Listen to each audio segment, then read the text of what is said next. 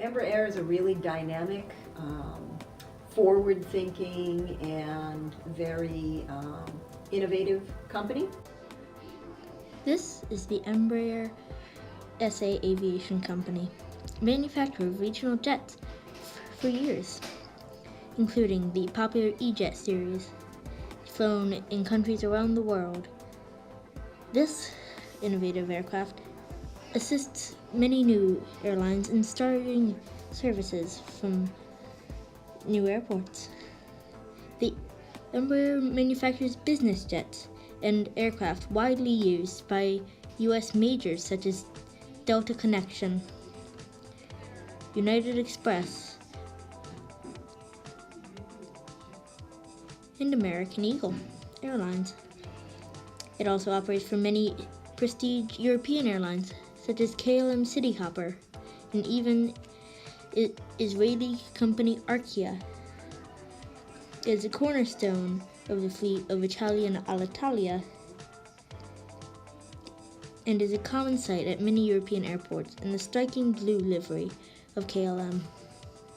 But it wasn't always sunshine and rainbows for this Brazilian aerospace magnate, now number 3 in the world after US-based Boeing and European Airbus. This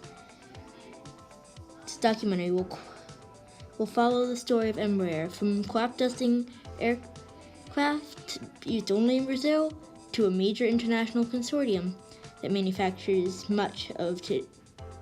that carries many of today's air travelers. This is the story of Embraer.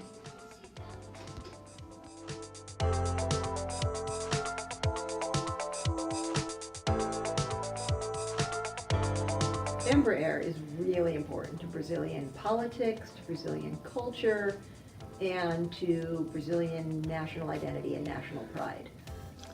Brazilian aviation has had a long and storied history rivaling that of the United States and other countries. But it's a point of national pride. Just as Americans feel like, the Wright brothers were pioneers in life, the very early Brazilian aviators are really important public figures in Brazil. Brazil got its start as a public company in Brazil, which is the norm at that time in Latin American history. Latin America went through a long period of what in Latin American history is called economic nationalism, in which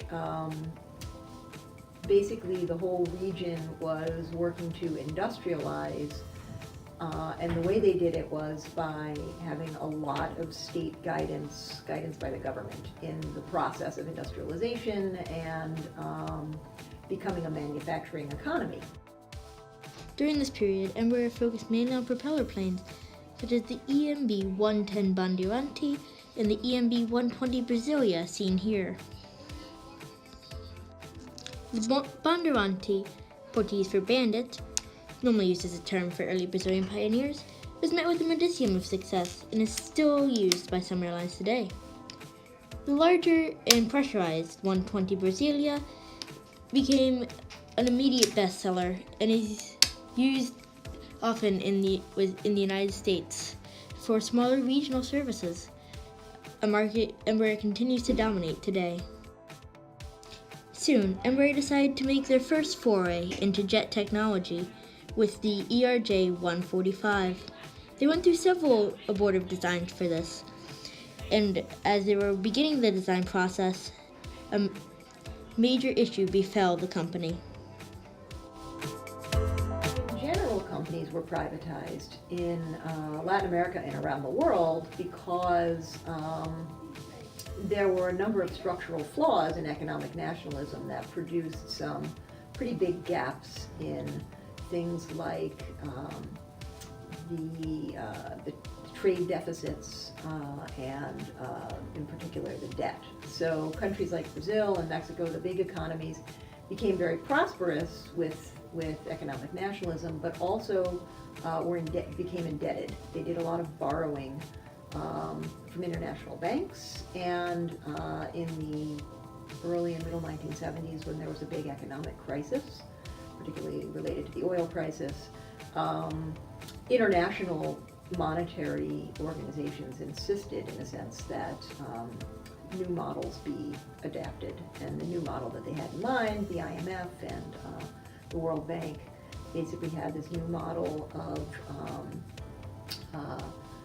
neoliberalism or free market economics in mind. The shift could not have come at a worse time for Embraer. They were deep in the development of their new airliner, a process that routinely bankrupts new aviation companies. But Embraer managed to weather the storm, and just a few years later, Brazil became the first ever developing country to produce a commercial jet airliner. The E-145, seen here in the livery of Delta Connection, was an instant bestseller. It enabled airlines to start services with an extremely efficient 50-seat aircraft, while still maintaining the cachet of flying with a jet engine. The E-145's versatile airframe continues to play an important role in Embraer's cash cow, the private jet market. It has been adapted to an extremely luxurious business jet and continues to make Embraer millions of dollars each month. But soon, it was time for Embraer to move on to the next big thing, and they continued to work in the niche market they had created with the E-145, small jet airliners that could operate regional routes.